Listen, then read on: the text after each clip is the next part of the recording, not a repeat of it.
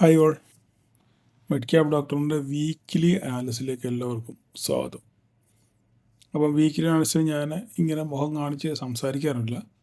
പക്ഷെങ്കിൽ ഒന്ന് രണ്ട് കാര്യം ഒന്ന് പറഞ്ഞിട്ട് ചാർട്ടിലോട്ട് വരാം എന്ന് വിചാരിക്കുന്നു.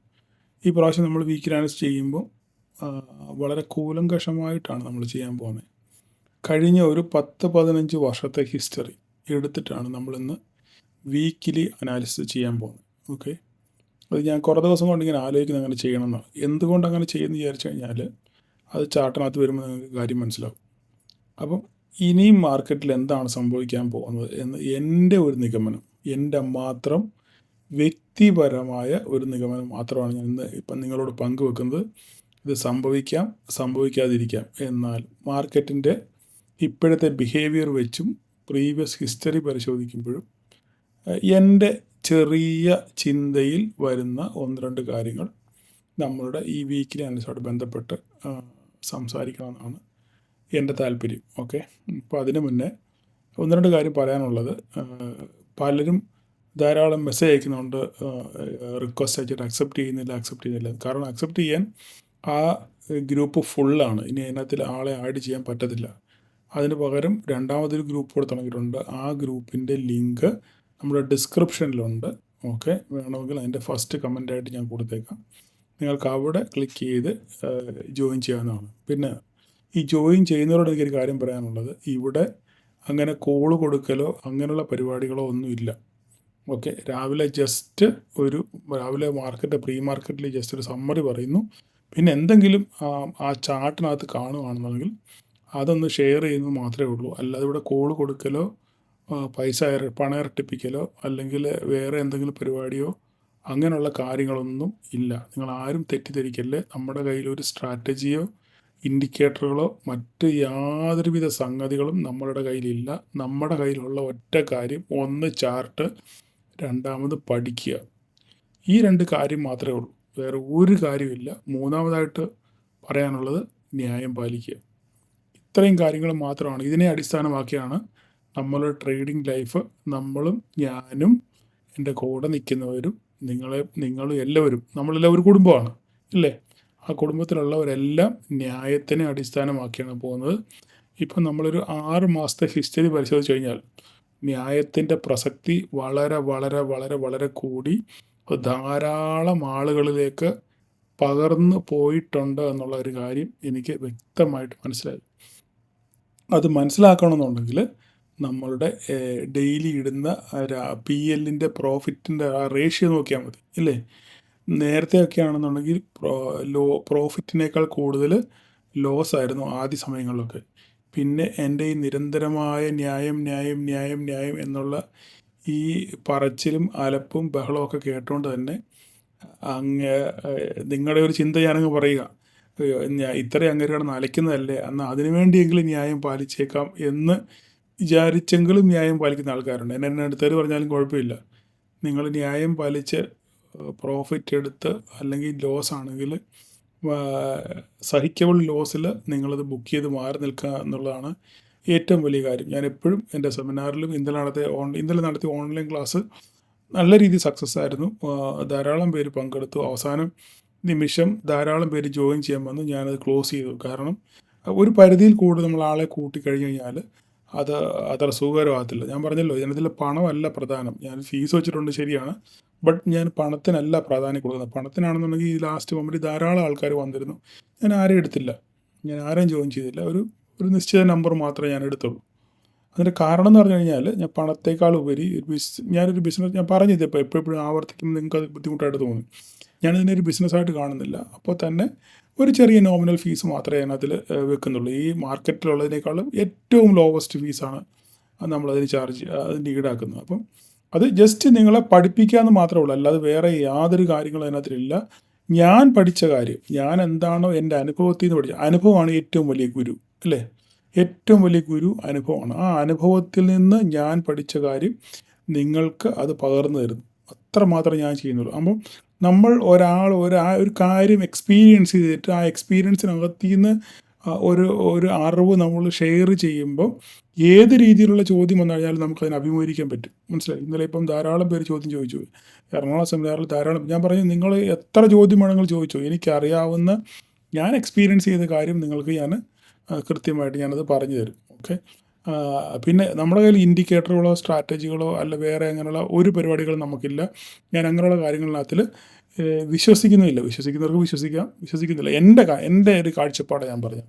അപ്പം നമ്മൾക്കിവിടെ ആകെ പുകയുള്ള 3 കാര്യമാണ്. ഒന്ന്, നമുക്കെന്താണ് കൃത്യമായ പഠനം. 2 ചാർട്ട്. 3 ന്യായം. ഈ 3 കാര്യം നിങ്ങളുടെ കയ്യിലുണ്ടെന്നുണ്ടെങ്കിൽ നിങ്ങൾക്ക് സുന്ദരമായിട്ട് വിജയിക്കാൻ പറ്റും. ഓക്കെ.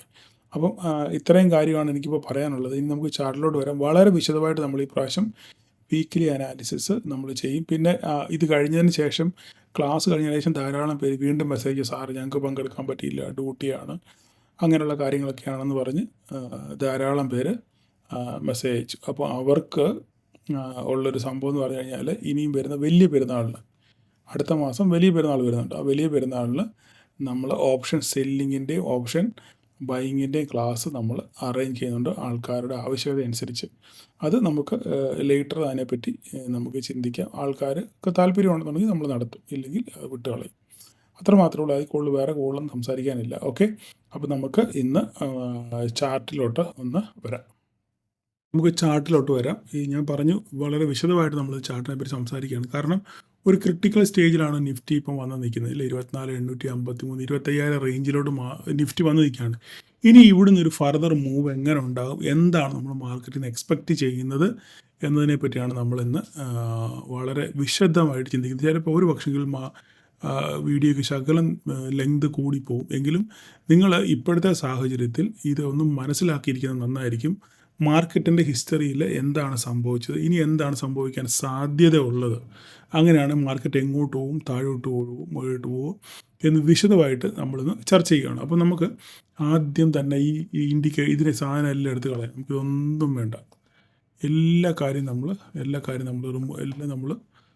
റിമൂവ് ചെയ്യുകയാണ്. ഓക്കെ. എല്ലാം റിമൂവ് ചെയ്തതിന് ശേഷം നമ്മൾ ഇതിനെ ഒരു ഇയർലി ക്യാൻഡിലോട്ട് മാറ്റുകയാണ്. ഇയർലി ക്യാൻഡിൽ, അതായത് ഒരു ക്യാൻഡിൽ ഒരു വർഷമായിരിക്കും. നിങ്ങൾ ശ്രദ്ധിച്ച് മനസ്സിലാക്കണം. ബിഗിനേഴ്സ് പ്രത്യേകിച്ച് നിങ്ങളത് ശരിക്കും ശ്രദ്ധിച്ച് കേൾക്കുക. മനസ്സിലായില്ലെങ്കിൽ ഒന്ന് പ്രാവശ്യം നിങ്ങൾ കേൾക്കാൻ ശ്രമിക്കുക. ഓക്കെ. അപ്പോൾ നിങ്ങൾ ഈ കാണുന്നത് നിഫ്റ്റിയുടെ ഇയർലി ചാർട്ടാണ്. Yearly chart. നിങ്ങൾ ഈ ഇയർലി ചാർട്ട് നോക്കിക്കഴിഞ്ഞാൽ നിങ്ങൾക്കൊരു കാര്യം മനസ്സിലാവും. മാർക്കറ്റ് ഏകദേശം 2010 മാത്രം, 2008 ഒരു വലിയ ബെയറിഷ് ഒരു ക്യാൻഡിൽ വന്നത്. 2008 മാത്രമേ ഉള്ളൂ ഇങ്ങനൊരു സംഭവവികാസം വന്നിട്ടുള്ളത്.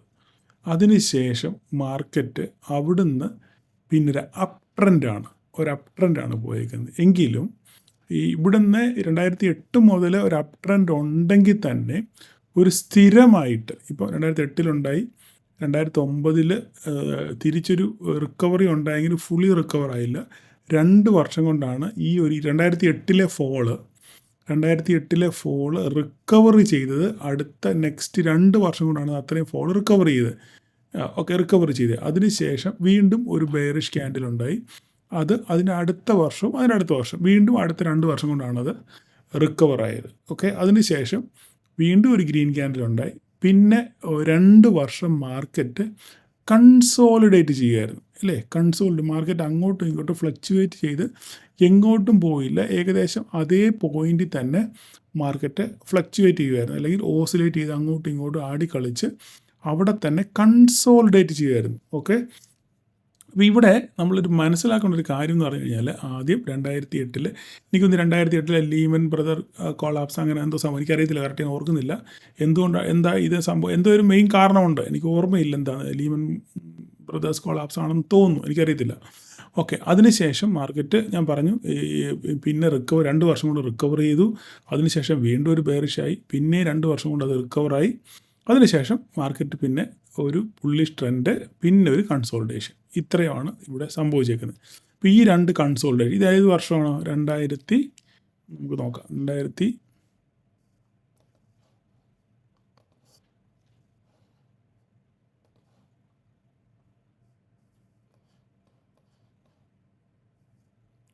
ഇത് ഏത് വർഷം? 2016.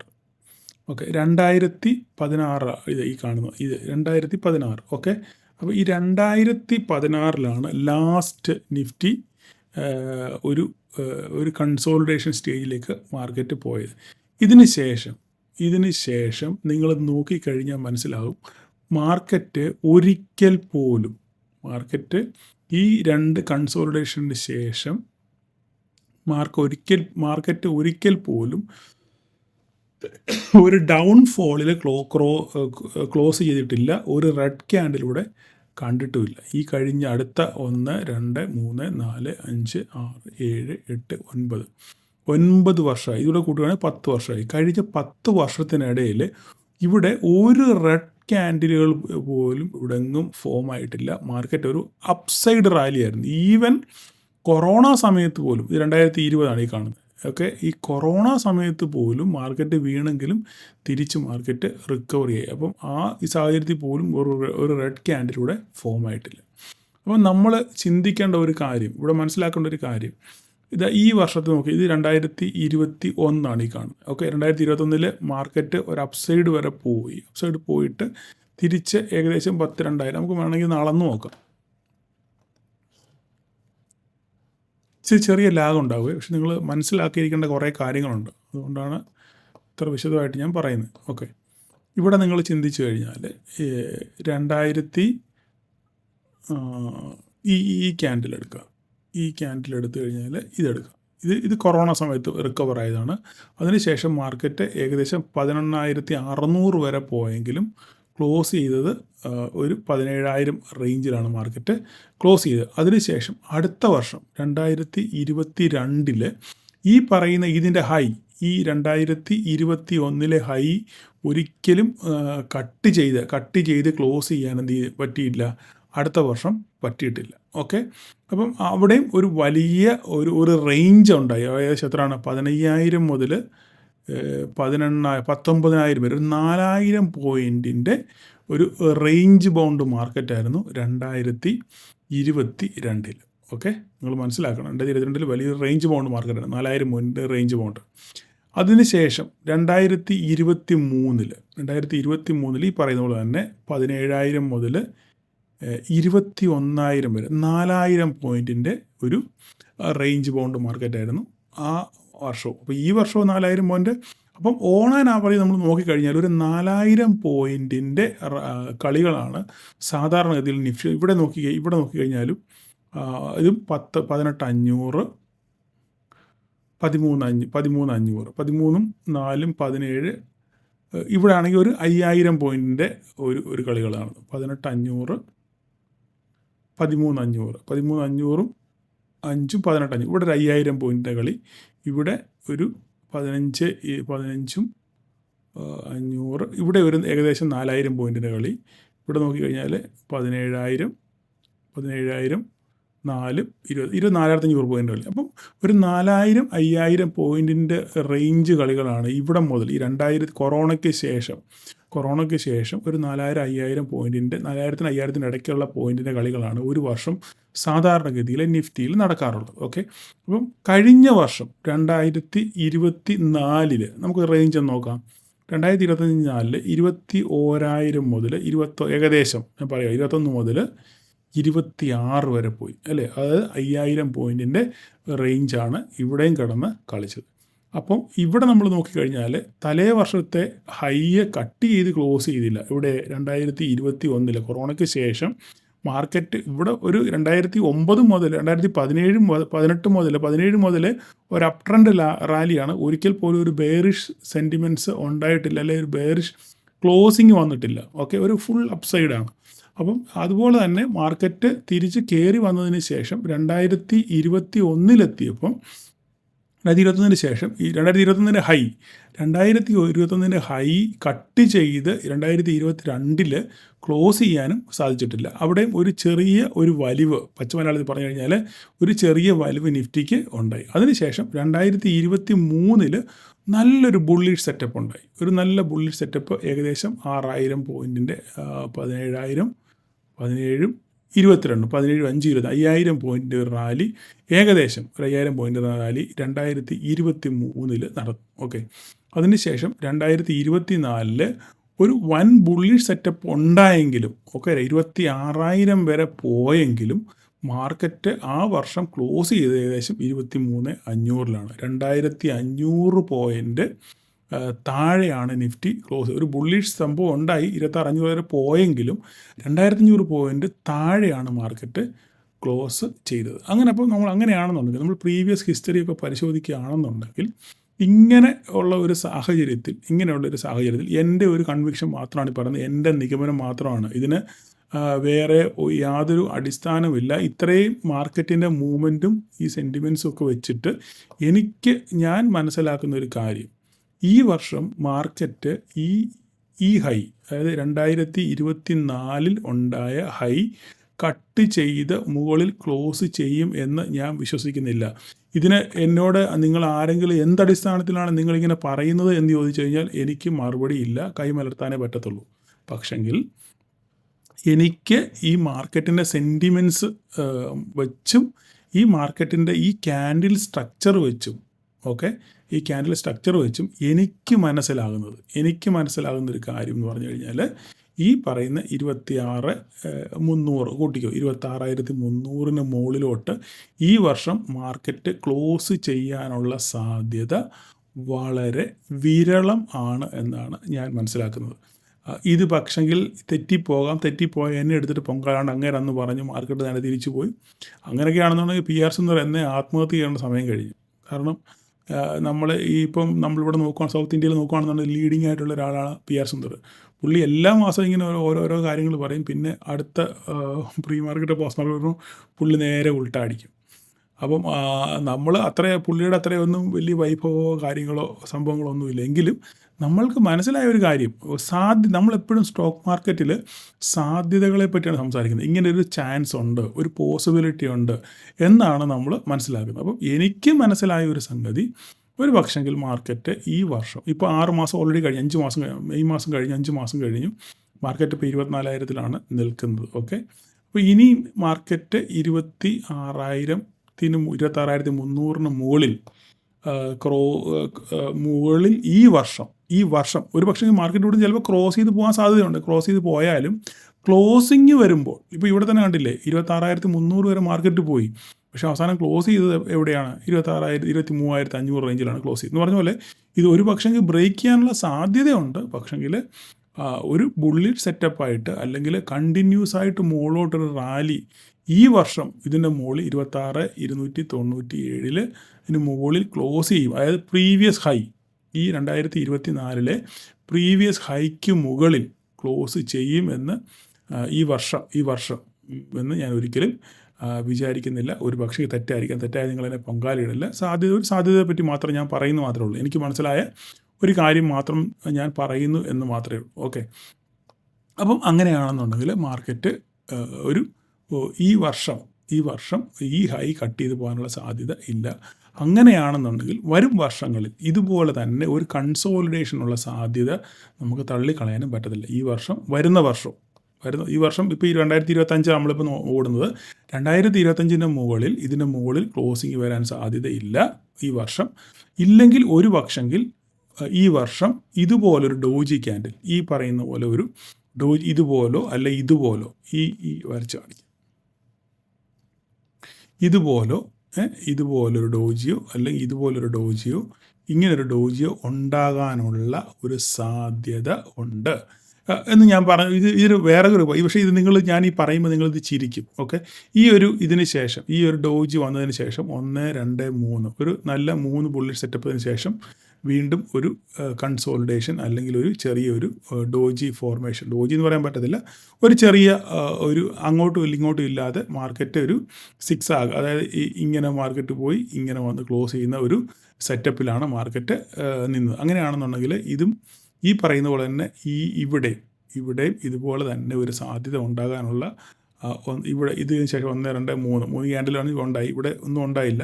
ഒരു പക്ഷെങ്കിൽ ഇവിടെയോ അല്ലെങ്കിൽ അടുത്ത വർഷമോ, ഒരു വർഷമെങ്കിൽ ഈ വർഷം ഇതിന് മുകളിൽ പോയി തിരിച്ച് ക്ലോസ് ചെയ്ത് ഇവിടെ ഇതുപോലൊരു ഡോജി ഉണ്ടാകാനുള്ള സാധ്യതയുണ്ട്. ഇല്ലെങ്കിൽ അടുത്ത വർഷം ഈ ഒരു കൺസോളിഡേഷനുള്ള സാധ്യത നമുക്ക് തള്ളിക്കളയാൻ പറ്റത്തില്ല. ഓക്കെ, ഇത് ഞാൻ എൻ്റെ ഒരു കൺവിക്ഷൻ മാത്രമാണ് പറയുന്നത്, ഇങ്ങനെ സംഭവിക്കണമെന്ന് യാതൊരു നിർബന്ധവുമില്ല. അപ്പോൾ ഇപ്പോൾ ഇതുകൊണ്ടൊരു കാര്യം മനസ്സിലാക്കണമെന്ന് വെച്ച് കഴിഞ്ഞാൽ നമുക്ക് മാർക്കറ്റ് അപ്സൈഡ് ലിമിറ്റഡ് ആണ്.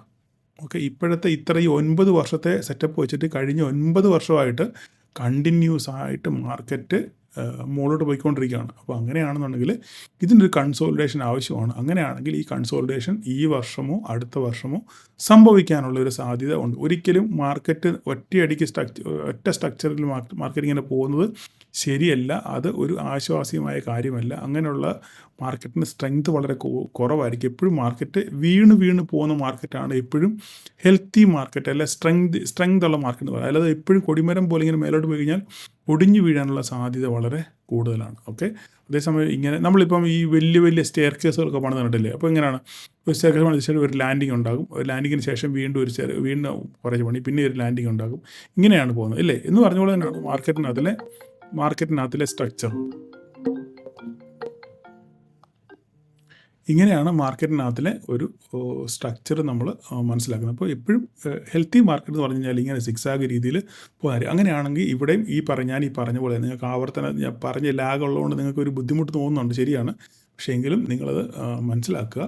അപ്പം ഈ വർഷമോ അടുത്ത വർഷമോ മാർക്കറ്റിലൊരു ഒരു ഇങ്ങനൊരു സെറ്റപ്പ് ഉണ്ടാകാനുള്ള സാധ്യത വളരെ കൂടുതലാണ്. ഇതിങ്ങനെ സംഭവിക്കണം നിർബന്ധമൊന്നുമില്ല. ഞാൻ എൻ്റെ ഒരു കൺവിക്ഷൻ പറഞ്ഞത് മാത്രമേ ഉള്ളൂ. ഞാനങ്ങ് പറയുന്നു മാത്രമേ ഉള്ളൂ. ഓക്കെ, മാർക്കറ്റിന് ശേഷം ആർക്കും എന്ത് വേണമെങ്കിലും പറയാം. മാർക്കറ്റിന് മുന്നേ ഇങ്ങനെയൊരു സംഭവ വികാസം നിങ്ങളുടെ മനസ്സിലിരിക്കുക. ഓക്കെ, അപ്പോൾ അങ്ങനെയാണെന്നുണ്ടെങ്കിൽ ഈ വർഷം മാർക്കറ്റ് 26,300 അല്ലെങ്കിൽ 26,500 അതുവരെയൊക്കെ വേണം നിങ്ങൾക്ക് മാക്സിമം പ്രതീക്ഷിക്കാം. അതിന് താഴെ മാർക്കറ്റ് ക്ലോസ് ചെയ്യും എന്നാണ് ഞാൻ വിശ്വസിക്കുന്നത്. ഓക്കെ, അത് തെറ്റായിരിക്കാം. ഒരു പക്ഷെങ്കിൽ എൻ്റെ നിഗമനം തെറ്റായിരിക്കാം. അത് തെറ്റിപ്പോയാൽ നിങ്ങൾ ക്ഷമിക്കുക, പൊങ്കാലയിടല്ല. ഓക്കെ, അപ്പോൾ അത്രയാണ് നിങ്ങളുടെ മനസ്സിലിരിക്കാൻ വേണ്ടി ഞാൻ പറഞ്ഞതാണ്. ഒരു ഐഡിയ കിട്ടാൻ വേണ്ടി പറഞ്ഞതാണ്. മാർക്കറ്റ് ഇനി മുന്നോട്ടുള്ള ദിവസങ്ങളിൽ മാർക്കറ്റ് മൂവ് ചെയ്യുമ്പോൾ നിങ്ങളുടെ മനസ്സിൽ ഇങ്ങനെ ഒരു ഐഡിയ വേണം എന്ന് പറയാൻ വേണ്ടി മാത്രമാണ് ഞാൻ ഇത്രയും കാര്യങ്ങൾ പറഞ്ഞത്. അപ്പോൾ നമുക്കിനി ഡെയിലി അനാലിസിലോട്ട് വരാം. അപ്പം വീക്കിലി ഒന്ന് ജസ്റ്റ് ഒന്ന് നോക്കിയേക്കാം. ഇത് ഡ്രോയിങ് കളഞ്ഞേക്കാം.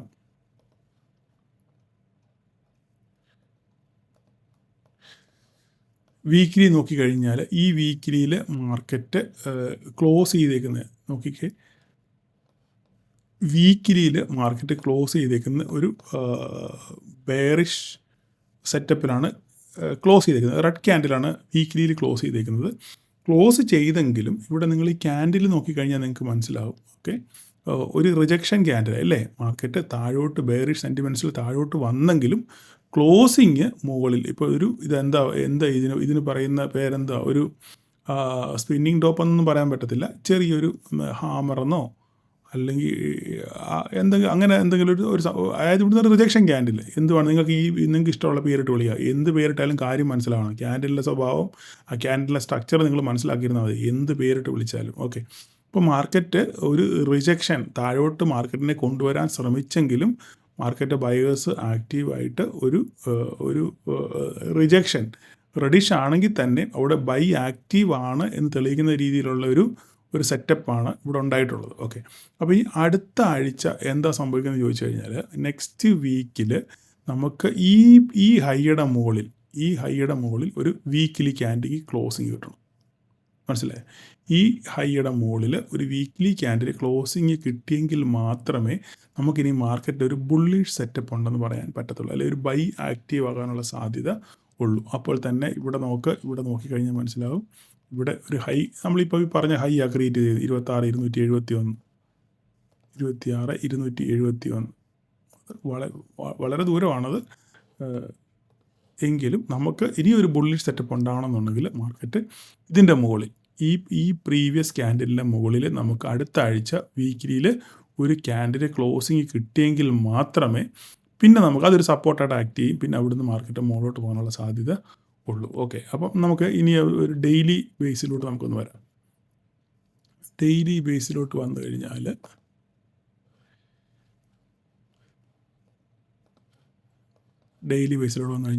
ഈ പറയുന്ന പോലെ തന്നെ മാർക്കറ്റ് കണ്ടോ.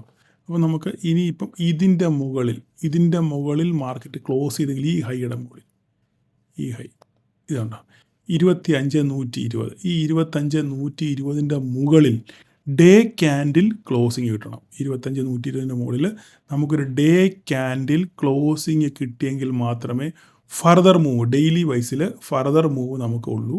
വീക്കിലി ക്യാൻഡിൽ ഞാൻ പറഞ്ഞു, നിങ്ങൾ ഇതിൻ്റെ മുകളിൽ തന്നെ ക്ലോസിങ് കിട്ടി ഒരു വീക്കിലി ക്യാൻഡിൽ ഈ ആഴ്ച ക്ലോസ് ചെയ്തെങ്കിൽ മാത്രമേ ഇതിൻ്റെ മുകളിൽ ഈ ലൈൻ തന്നെയാണ്, ഇതിൻ്റെ മുകളിൽ വീക്കിലി ക്യാൻഡിൽ ക്ലോസിങ് കിട്ടിയെങ്കിൽ നമുക്കൊരു ഒരു സ്ട്രോങ് അപ്സൈഡ് ഉണ്ടെന്ന് പറയാൻ പറ്റത്തുള്ളൂ.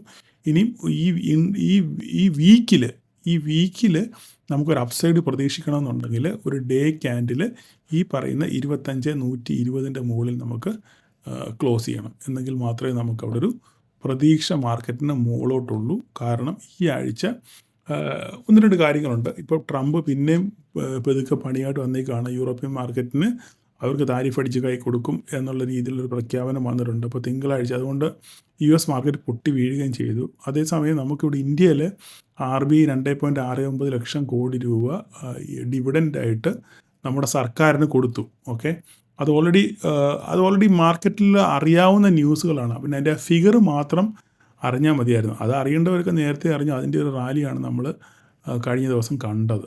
ഓക്കെ, അത് നേരത്തെ ന്യൂസ് കിട്ടേണ്ടവർക്ക് കിട്ടി. ഇനി അതിന് ശേഷം ഒരു റാലി അതിനെ ചുറ്റി വരുമോ എന്നുള്ള കാര്യം നമുക്ക് സംശയിക്കേണ്ടിയിരിക്കുന്നു. അത് മാത്രമല്ല, ഇത്രയും പൈസ സർക്കാരിന് കിട്ടുമ്പോൾ സർക്കാരിന് ക്ഷേമ പ്രവർത്തനങ്ങൾക്ക് വേണ്ടി ആ പൈസ ഉപയോഗിക്കാൻ പറ്റും. അങ്ങനെ ഒരു ഗുണം. അങ്ങനെ അപ്പോൾ ആ പൈസ പല സെക്ടറിലേക്ക് വിഭജിച്ച് വരാനുള്ള സാധ്യത ഉണ്ട്. മനസ്സിലായില്ലേ? അപ്പം അങ്ങനെയൊക്കെ ഒരു സാധ്യത ഉണ്ടായിരുന്നു. പക്ഷേങ്കിൽ അതിനെ എല്ലാം തച്ചുടച്ചുകൊണ്ട് ട്രംപിൻ്റെ വായിൽ നിന്ന് വളരെ ഒറ്റ വാക്കുകൊണ്ട് ഇതെല്ലാം പോയി. യൂറോപ്യൻ മാർക്കറ്റിന് താരിഫ് അടിച്ച് കൈ കൊടുക്കും, ജൂൺ 1 മുതൽ 25% കണ്ട് താരിഫ് അടിച്ച് കൈ കൊടുക്കും എന്നുള്ളൊരു ന്യൂസ് വന്നു. അത് ഇനിയിപ്പം നമ്മുടെ മാർക്കറ്റ് അതിനോട് എങ്ങനെ നമ്മുടെയും ഇതിനോട് കുറേ ദിവസം കൊണ്ട് നമ്മുടെ ട്രേഡ് ഡീൽസ് ആയി എന്ന് പറയുന്നു. പക്ഷേങ്കിൽ ഇതുവരെയായിട്ടും അതിൻ്റെ ഒരു ഔട്ട്കം പുറത്തു വന്നിട്ടില്ല. അപ്പം അടുത്ത ആഴ്ച മൊത്തത്തിലൊരു അൺസേർട്ടനിറ്റിയാണ് മാർക്കറ്റിൽ. മനസ്സിലായോ? അപ്പം മൊത്തത്തിലൊരു അൺസേർട്ടനിറ്റി ഉള്ളത് കൊണ്ട് മാർക്കറ്റ് എങ്ങനെ പ്രതികരിക്കുമെന്ന് നമുക്ക് പറയാൻ പറ്റത്തില്ല. ഓക്കെ, പോസിറ്റീവായിട്ട് പ്രതികരിക്കുമോ നെഗറ്റീവായിട്ട് പ്രതികരിക്കുമോ, ഇത് നമുക്ക് എന്ത് ഗുണമാണ് വരുന്നത് എന്നൊക്കെ. അപ്പോൾ അങ്ങനെ ഗ്ലോബലി ആയാലും പല അൺസർട്ടനിറ്റികളുണ്ട്. അപ്പോൾ ഇതിനോടൊക്കെ ഇനി യൂറോപ്യൻ യൂണിയൻ എങ്ങനെയാണ് പ്രതികരിക്കുന്നത്, അവരിനി റിട്ടാലിയേറ്റ് ചെയ്യുമോ എന്നൊക്കെ ഒത്തിരി ന്യൂസുകൾ ഇനി വരാനിരിക്കുകയാണ്. അതുപോലെ തന്നെ തിങ്കളാഴ്ച ജെറോം പവലിൻ്റെ കമൻട്രി ഉണ്ട്, അവരുടെ GDPയുടെ ഫോർകാസ്റ്റ് വരുന്നുണ്ട്. അങ്ങനെ പല സംഭവ വികാസങ്ങൾ അടുത്ത ആഴ്ച മാർക്കറ്റിലുണ്ട്. അപ്പോൾ ഇതൊക്കെ മാർക്കറ്റിനെ സ്വാധീനിക്കുന്ന ഘടകങ്ങളാണ്. എങ്ങോട്ട് വേണമെങ്കിലും മാർക്കറ്റ് ഫ്ലക്ച്വേറ്റ് ചെയ്യാനുള്ള സാധ്യത വളരെ കൂടുതലാണ്. അതുകൊണ്ട് ഈ ആഴ്ച നിങ്ങൾ മാർക്കറ്റിൽ ട്രേഡ് ചെയ്യുമ്പോൾ സൂക്ഷിച്ച് വേണം ട്രേഡ് ചെയ്യാൻ. തിങ്കളാഴ്ച US മാർക്കറ്റ് അവധിയാണ്. എങ്കിലും ഫ്യൂച്ചർ ചിലപ്പോൾ കാണുമായിരിക്കും. US മാർക്കറ്റ് അവധിയാണ്. അപ്പോൾ തിങ്കളാഴ്ച നമ്മുടെ മാർക്കറ്റ് എങ്ങനെ പ്രതികരിക്കും എന്നുള്ളതിനെ പറ്റി നമുക്ക് തിങ്കളാഴ്ച രാവിലെ തന്നെ അറിയാൻ പറ്റത്തുള്ളൂ. ഒരു ബുള്ളിഷ് സെറ്റപ്പോട് കൂടിയൊക്കെയാണ് നമ്മളിപ്പോൾ ക്ലോസിങ് നടത്തിയേക്കുന്നത് കഴിഞ്ഞ വെള്ളിയാഴ്ച. പക്ഷേങ്കിൽ നാളെ മാർക്കറ്റ് ഓപ്പൺ ചെയ്യുമ്പോൾ എന്ത് സംഭവിക്കും എന്നുള്ളത് നമുക്ക് കണ്ടറിയേണ്ടിയിരിക്കുന്നു. അപ്പം ഈ വേറെ കൂടുതലൊന്നും പറയാനില്ല. നമുക്ക് 2 ലൈനേ ഉള്ളൂ ഇവിടെ. ഒന്ന് ഈ ഒരു ലൈന്, പിന്നെ താഴെ പോവുകയാണെങ്കിൽ വീക്കിലി ബേസിസിൽ നമ്മൾ നോക്കുകയാണെന്നുണ്ടെങ്കിൽ ഇതിന് താഴെ പോയാൽ ഈ 24,473 ഈ ലോ വേണം നമുക്കൊന്ന് എക്സ്റ്റെൻഡ് ചെയ്ത് നോക്കാം. ഇങ്ങോട്ട് ഇതാണ് ഒന്നുകൂടെ ഒരു കറക്റ്റ് ഒരു സെറ്റപ്പ്. നോക്കിക്കോട്ടെ, ഇതാണ് ഈ ഒരു ലൈൻ. നമുക്ക് ഇൻട്രാഡേ വരയ്ക്കാനൊന്നും ഇല്ല. 24,487 ലോ, ഓക്കെ, 25,120 ഹൈ. ഈ 2 ലൈൻ പ്രധാനപ്പെട്ട 2 ലൈനാണ്. ഇത് നമ്മൾ സൂക്ഷിച്ച് നമ്മൾ വരച്ചിടുക. ഇത് എവിടെ ബ്രേക്ക് ചെയ്യുന്നു ആ സൈഡിലോട്ട് മാർക്കറ്റ് പോകും. ഓക്കെ, മോളോട്ട് ബ്രേക്ക് ചെയ്ത് ക്ലോസ് ചെയ്ത് കഴിഞ്ഞാൽ അവിടെ നിന്ന് ഒരു അപ്സൈഡ് കിട്ടാനുള്ള സാധ്യതയുണ്ട്. അല്ല, ഈ 24,500 കൂട്ടിക്കോ. ഈ 24,500 ബ്രേക്ക് ചെയ്ത് താഴെ ക്യാൻഡിൽ ക്ലോസ് ചെയ്ത് കഴിഞ്ഞാൽ മാർക്കറ്റ് താഴോട്ട് വരാനുള്ള സാധ്യതയുണ്ട്. അങ്ങനെയാണെന്നുണ്ടെങ്കിൽ നമ്മുടെ ഒരു തലേവര, പണ്ട് നമ്മൾ വരച്ച ഒരു തലേവര ഇവിടെ കിടപ്പുണ്ട് ഇല്ലേ, ഈ സാധനം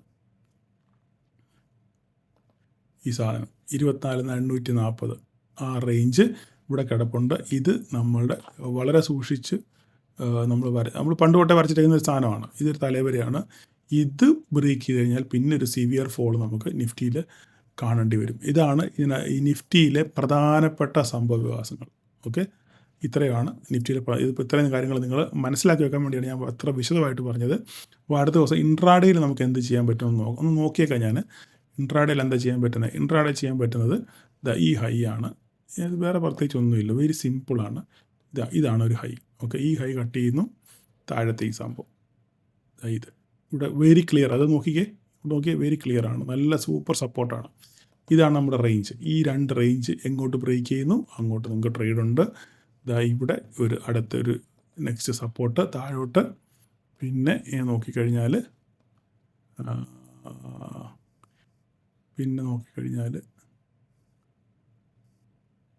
ഇത് പിന്നെ ഒരു വലിയ ഗുണമില്ല എങ്കിലും ഇത് ഈ ഒരു സാധനം ഇത്രയും കൂടെ ഉള്ളൂ. ഓക്കെ, അപ്പോൾ ഇത്രയും ലൈൻ കിടക്കട്ടെ. മുകളിലോട്ട് ഓൾറെഡി ഉണ്ട്, നമുക്ക് ടാർഗറ്റ് ഓപ്പൺ ആണ്. 25,120 വരെ ഓപ്പൺ ആണ്. വേണമെങ്കിൽ ഇടത്താവല 24,906 906 പിന്നെ 200 പോയിൻ്റേ ഉള്ളൂ. ഇടത്താവളം ഇവിടെ ഒരു ഹൈ ഉണ്ട്, ഇതിവിടെ വേണേൽ വരച്ചിട്ടേക്കാം. ഇവിടെ ഈ ഒരു ഹൈ, ആ ഒരു ഹൈ കിടന്നോട്ടോ അവിടെ. ഓക്കെ, അത്രയൊക്കെ ഉള്ളൂ, അവിടെ പ്രത്യേകിച്ച് വരയ്ക്കാൻ കൂടുതലൊന്നുമില്ല. ഓക്കെ, അപ്പോൾ ഇത്രയും കാര്യങ്ങൾ നിങ്ങൾ 900, 946, 25,000 വേണമെങ്കിൽ ഒരു സൈക്കോളജിക്കൽ സപ്പോർട്ടായിട്ട് നമുക്ക് വരച്ചിട്ടേക്കാം. 25,000 ഒരു സൈക്കോളജിക്കൽ സപ്പോർട്ടായിട്ട് നമുക്കിവിടെ ചുമ്മാ അത് വരച്ചിട്ടേക്കാം, ഇവിടെ കിടന്നോട്ടോ.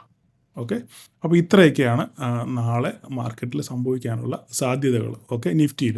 ഇനി നമുക്ക് ബാങ്ക് നിഫ്റ്റി ഒന്ന് നോക്കാം. ബാങ്ക് നിഫ്റ്റിയിൽ ഒത്തിരി സംസാരിക്കാനൊന്നുമില്ല, ഓൾറെഡി ഇവിടെ വരച്ചിട്ടേക്കുക, ഒന്നും പറയാനില്ല. ഇതാണ് റേഞ്ച്, ഒരു മാറ്റമില്ല. ഇത് തന്നെയാണ് റേഞ്ച്. ഇതിനകത്ത് ഓപ്പൺ ചെയ്താൽ എങ്ങോട്ട് ബ്രേക്ക് ചെയ്ത് നോക്കുക, ആ വഴിക്ക് തന്നെ മാർക്കറ്റ് പോകും. വേറെ പ്രത്യേകിച്ചൊന്നുമില്ല. ഓൾ ടൈം ഹൈ അടുപ്പിച്ച് നിൽക്കുകയാണ് 55,493, അതായത് 55,500 മുകളിലോട്ട് ബ്രേക്ക് ചെയ്യുകയാണെന്നുണ്ടെങ്കിൽ ബാങ്ക് നിഫ്റ്റിയിൽ ഒരു ബ്രേക്ക് ഔട്ടിനുള്ള സാധ്യതയുണ്ട്. ആ ബ്രേക്ക് ഔട്ട് കൺഫേം ആണെന്നുണ്ടെങ്കിൽ 55,700, 55,694 വരച്ചിട്ടേക്കുന്നത് 55,700 ബ്രേക്ക് ചെയ്ത് ഡേ ക്യാൻഡിൽ ക്ലോസ് ചെയ്ത് കഴിഞ്ഞാൽ ബാങ്ക് നിഫ്റ്റിയിൽ ഒരു ഫർദർ മൂവ് ഉണ്ടാകാനുള്ള സാധ്യത ഉണ്ട്. പക്ഷേ അത് എത്രത്തോളം സസ്റ്റെയിൻ ചെയ്യും എന്നുള്ളത് ചോദ്യചിഹ്നമായിട്ട് അങ്ങനെ നിൽക്കുന്നു. അത്രയേ ഉള്ളൂ അതിനെപ്പറ്റി പറയാൻ. നമ്മുടെ മിഡ് ക്യാപ്പിനെ നമുക്ക് നോക്കാം. മിഡ് ക്യാപ്പ് നല്ല രീതിയിൽ ഞാൻ ഓൾറെഡി ഇത് വരച്ചൊക്കെ ഇട്ടായിരുന്നു. നമ്മൾ കറക്റ്റായിട്ട് സപ്പോർട്ടൊക്കെ എടുത്ത് നമ്മൾ വരച്ച അവിടെ നിന്ന് നല്ലൊരു അപ്സൈഡ് കിട്ടി. പക്ഷേ എത്ര പേര് യൂട്ടിലൈസ് ചെയ്തെന്ന് എനിക്കറിയത്തില്ല. എനിവേ, ഇവിടെ ഈ പറയുന്ന പോലെ തന്നെ ഈ ഹൈ ബ്രേക്ക് ചെയ്യുക, താഴോട്ട് ഇത് ബ്രേക്ക് ചെയ്യണം. ഓക്കെ, ഇത് ഹൈ ബ്രേക്ക് ചെയ്ത് ഇവിടെ തട്ടിത്തിരിച്ച് വരുമോ, ഇത് ബ്രേക്ക് ചെയ്ത് നോക്കുക. ഇതിന് മുകളിൽ 12,650 മുകളിൽ പോവുകയാണെന്നുണ്ടെങ്കിൽ മാത്രമേ പിന്നെ ഒരു അപ്സൈഡ് നമുക്ക് കാണാൻ പറ്റത്തുള്ളൂ. ഇല്ലെങ്കിൽ തിരിച്ച് താഴെ വരും. ഇവിടെയാണെന്നുണ്ടെങ്കിൽ ഇവിടുന്ന് മാർക്കറ്റ് ഇവിടെ ഓപ്പൺ ചെയ്ത ശേഷം, ഫ്ലാറ്റ് ഓപ്പൺ ചെയ്ത ശേഷം ഇത് ബ്രേക്ക് ചെയ്യുകയാണെന്നുണ്ടെങ്കിൽ താഴോട്ട് വരാനുള്ള സാധ്യതയുണ്ട്. ഇല്ലെങ്കിൽ ഇവിടെ തട്ടിത്തിരിച്ചു പോകും. അതാണ് ഇത് ഇവിടെ പ്രത്യേകിച്ചൊന്നും പറയാനൊന്നുമില്ല. ഈ പറയുന്ന വരകളൊക്കെ തന്നെ മാത്രമേ ഉള്ളൂ.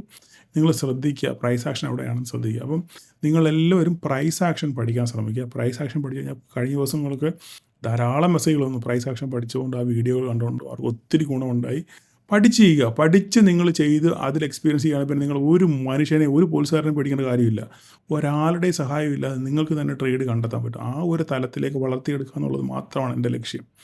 അങ്ങനെ നിങ്ങൾ ആ ഒരു തലത്തിലേക്ക് എത്തിപ്പെട്ടാൽ നിങ്ങൾക്ക് ശരിക്കും വിജയിക്കാൻ പറ്റും. അങ്ങനെയാണെങ്കിൽ ഓപ്ഷൻ ബൈങ് ഒന്നും നിങ്ങൾക്കൊരു ഒരു ബാലികാറാമലയേ അല്ല, വെരി സിമ്പിളായിട്ട് നിങ്ങൾക്ക് ഓപ്ഷൻ ബൈങ് വിജയിപ്പിക്കാൻ പറ്റും. ഓക്കെ, അപ്പോൾ എല്ലാവർക്കും നാളെ ഒരു പ്രോഫിറ്റബിൾ ഡേ ആശംസിക്കുന്നു. Thank you.